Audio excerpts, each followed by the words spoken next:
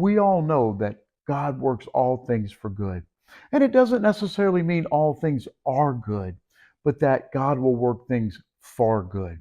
And one of the early lessons that was revealed to me this year was it was on Wednesday night equip, and I actually had the whole year's curriculum planned out. I had my lesson notes and the message, and then a revelation, a lesson learned that a healed church is a healthy church.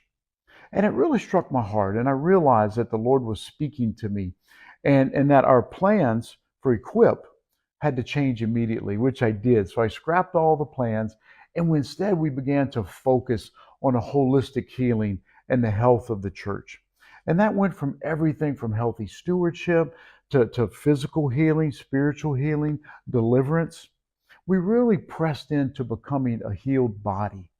And I believe after this year's investment into a healed body being a healthy body, that we are much stronger, we are much healthier as a body of Christ because of the time, because of that lesson learned and that revelation. I believe we're in a better posture to move more confidently into this next season and the call that the Lord has for us to be more impactful, making impact in the city of Midlothian.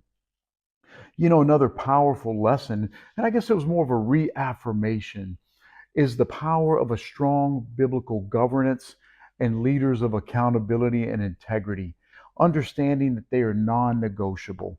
Over this past year, one of the lessons that we've learned is that in this last year of the Lord exposing so many church leaders and ministries for operating less than in integrity.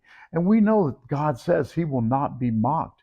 And I've shared it throughout the year, and I do believe that it's a church quake that's going on.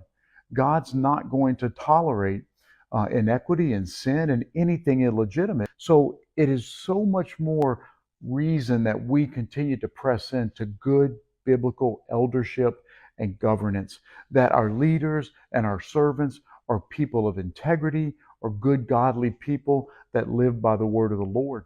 And I really do. We've always stood by the model of ultimate accountability to the Lord and biblical standards.